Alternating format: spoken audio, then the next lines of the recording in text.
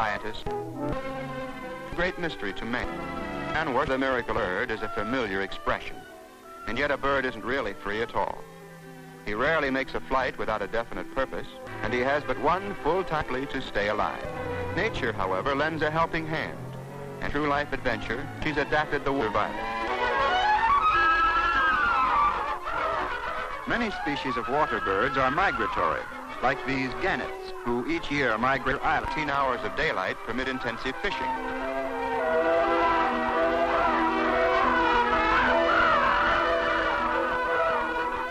To the gannets, the island's enormous apartment house preferred. Though very limited, territorial rights are.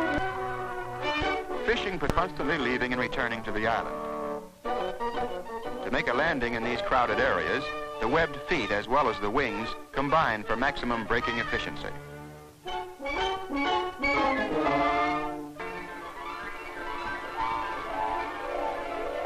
With each arrival, cordial greetings are exchanged.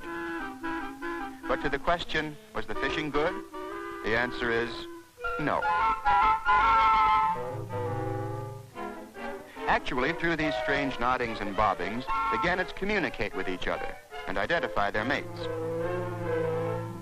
Nests are constructed almost entirely of seaweed.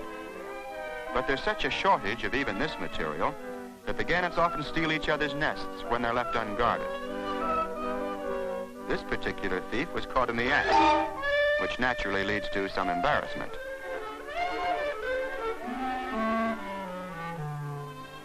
In spite of the many problems, homes are completed and eggs are laid. Only one to a nest. And now the struggle for survival begins. Breaking through a tough eggshell is an exhausting job. The youngsters develop rapidly, and in a few weeks, here he is in his first new suit. Keeping young appetites satisfied is a tremendous task. When 3 months old, the young outweigh their parents. This youngster doesn't know it, but he'll soon have his last free meal. Then for 10 days, he'll live on his reserve fat while he's learning to swim, fly, and most important of all, to fish. The Gulf of Mexico is far distant from Bonaventure Island, but here too the struggle for territorial rights continues. In this colony of terns, two mothers argue bitterly over a mix-up in children. It seems the chicks have wandered into the wrong backyards. A few pecks and a scolding, however, soon sets things straight again.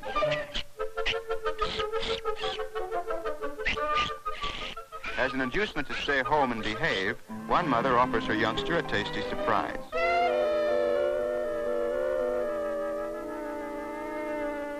Her neighbor, on the other hand, believes the best way to keep children out of mischief is to see that they're fully occupied.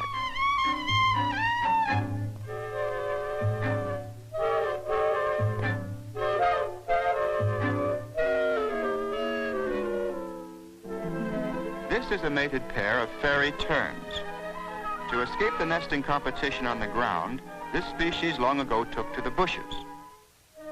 Actually, the fairy tern has no nest. It simply lays its egg on a bare branch. The parents share the task of incubating the egg. By some miracle, it stays put.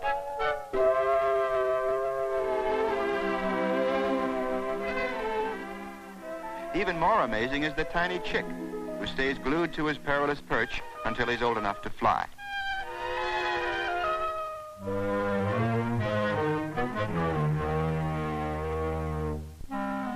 The pompous pelican looks like one of nature's mistakes, but only on the ground. In the air, he's a masterpiece of functional design and a fisherman without equal. His dive is a study in perfect coordination.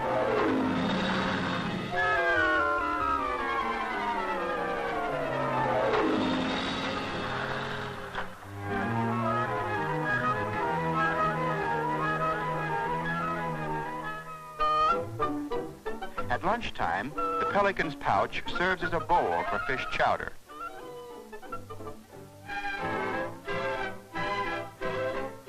But the first one to find a prize isn't always the one to keep it. When a battle royal develops, everyone enjoys the fun. all except Gloomy Gus, who looks down his nose at the whole affair.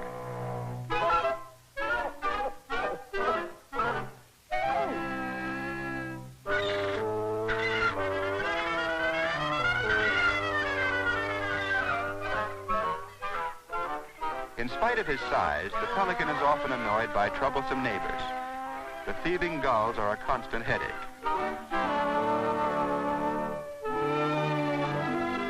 White pelicans prefer the shores and islands of inland lakes. Their nests are simply hollows scooped in the sand. The newly hatched are exposed not only to the elements, but also to the jealous wrath of their older brothers. These naked chicks will have no protective coat for several weeks. It's a wonder that any reach maturity. But in nature, the will to survive is strong.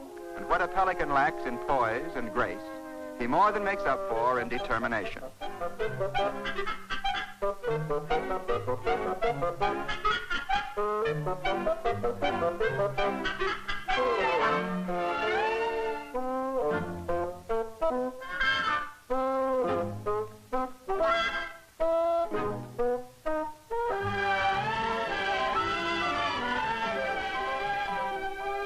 The young are independent and adventuresome, which creates a problem in a crowded community. The parents are constantly resorting and reshuffling the children. Each parent knows its own, and a trespasser is soon put in his place.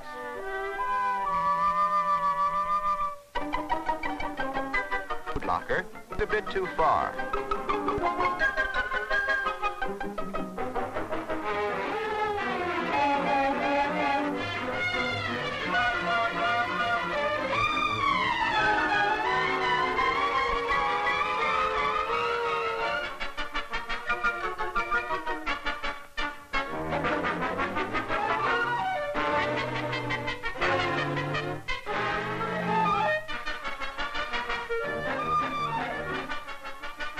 Whatever he found down there certainly packs a wallet.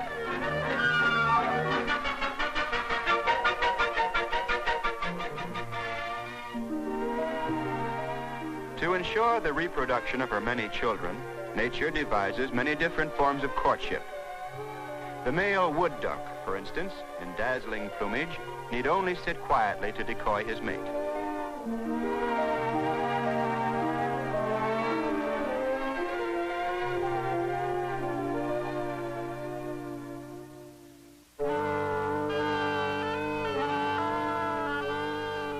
The man-of-war bird also uses fancy dress to help him win a bride. On his throat, he carries a large inflated sack. For some strange reason, this makes him quite irresistible to the opposite sex.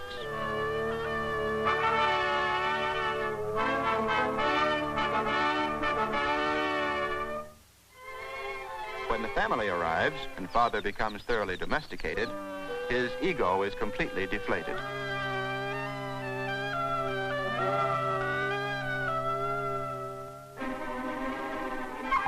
Here, two male coots are fighting for the favor of a female. This is serious business, and it could end in death by drowning.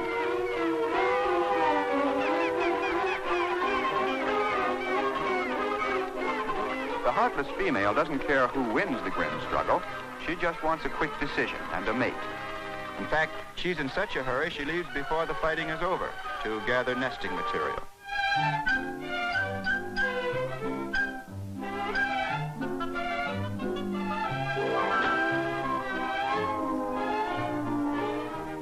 Weary from a hard-won battle, the victor is overwhelmed with rushes and reeds to make a home for his enterprising bride. Time passes, and after all the fuss and furor, this is their reward.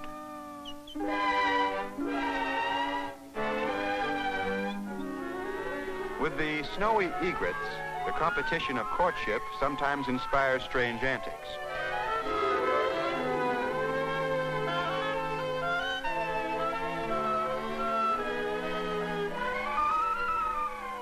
But when it comes to strange courtship, few can compare with that of the western grebe.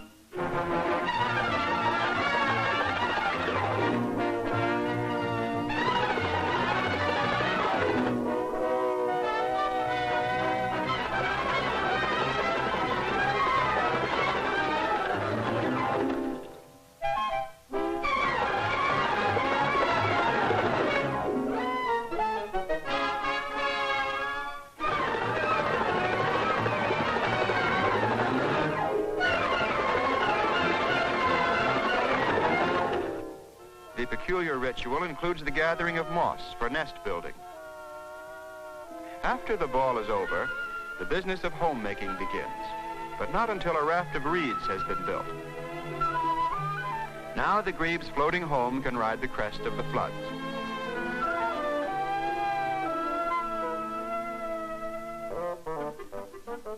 For the pin-tailed ducks, it's bottoms up, and that means it's mealtime.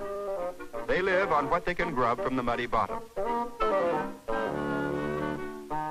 Blue-billed ducks, however, patrol the waters farther offshore.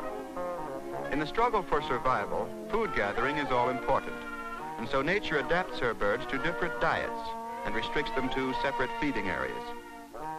In this orderly cafeteria, the shallow waters are reserved for the pintails. The bluebills search for food at lower levels. And the cormorants, like this one, find their food at extreme depths.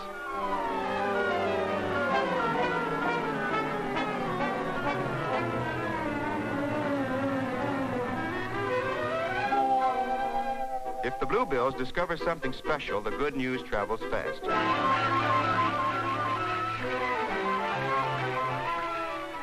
But latecomers needn't worry. There's plenty for all.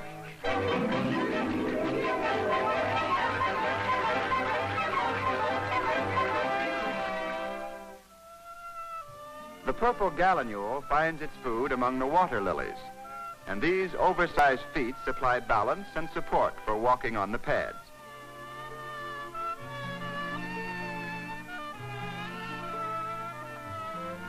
They're also handy for turning up a square meal.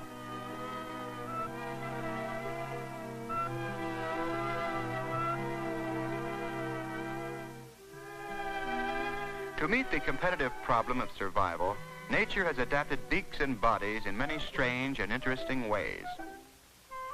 These wading birds find a pair of long legs very useful, and a long, sharp beak for spearing fish is just as necessary.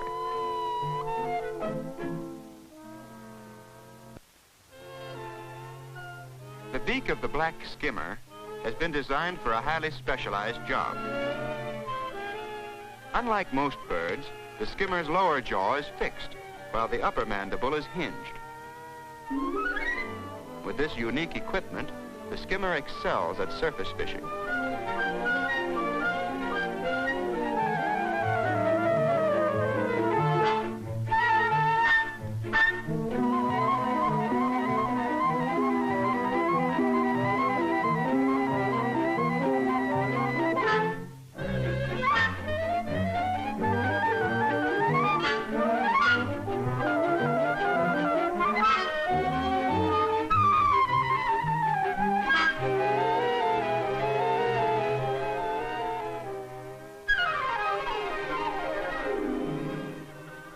The spoonbill is another example of nature's specialized design.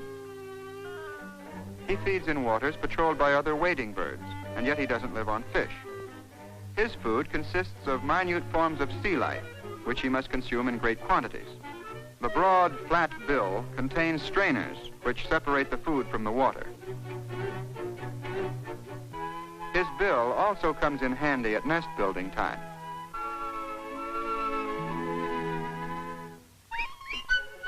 These wading birds are called avocets, and they comb the lagoons and marshes. Like reapers, they sweep the waters with their curved beaks. In this case, their food is mosquito larvae.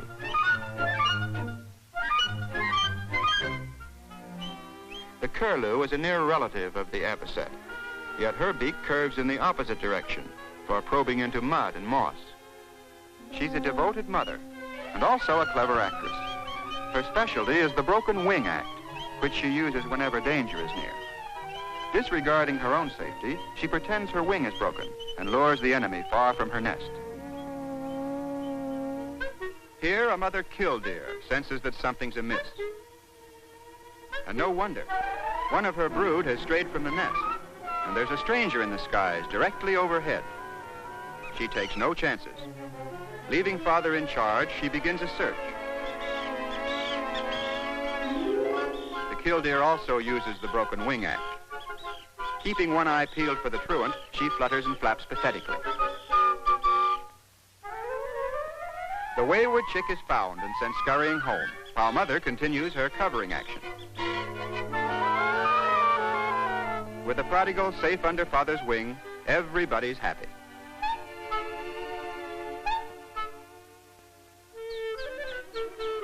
Among plovers, nests are abandoned early, and from then on, home is where Mother is.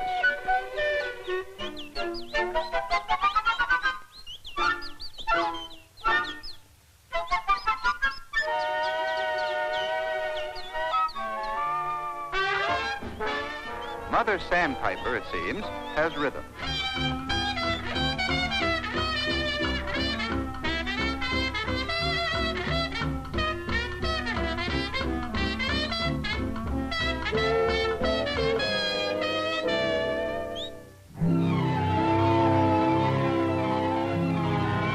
High among the snow-fed mountain streams lives the water ouzel, sometimes called the dipper.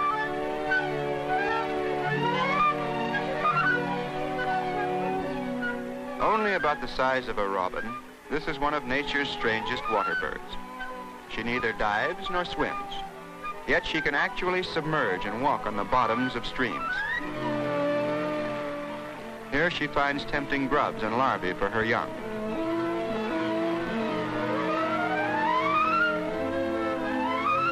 The water ouzel makes its home beside the rushing waters, a place secure for most of its enemies.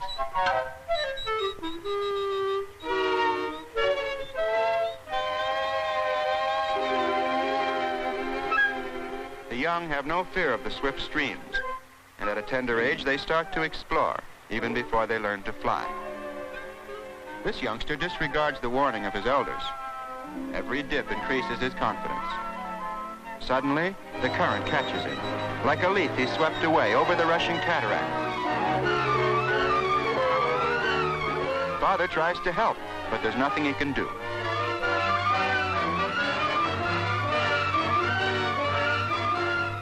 There's a happy ending, though, for by lucky chance, the adventurer was swept to safety.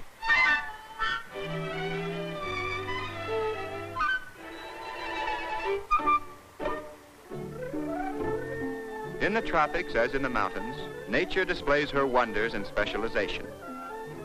Because the flamingo feeds with its head upside down, the lower jaw has developed into a massive pincer. An agile foot stirs up the muddy bottom, while the long neck maneuvers to snap up shrimps and snails.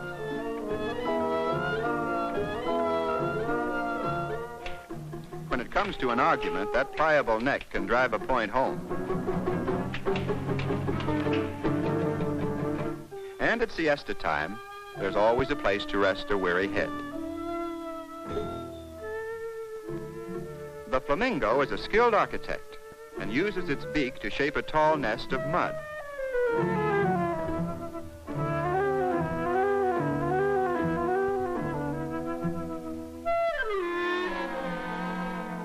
In spite of their size, flamingos are quite timid.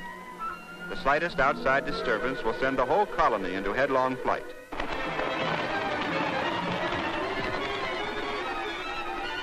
Awkward and grotesque on the ground, in the air they're a picture of grace.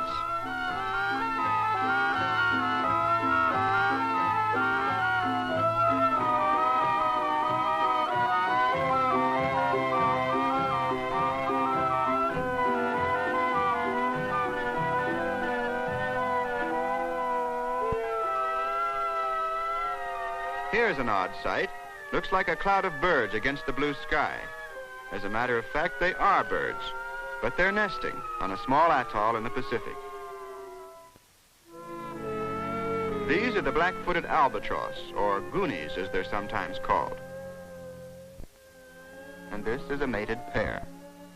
While one sits on the egg, the mate stands affectionately by.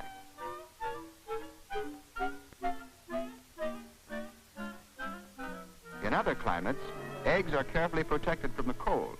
But here in the tropics, they must be shielded from the hot rays of the sun, so the parents provide the necessary shade. To accomplish this, however, the goonie must fit the egg into a feathered pouch beneath its breast.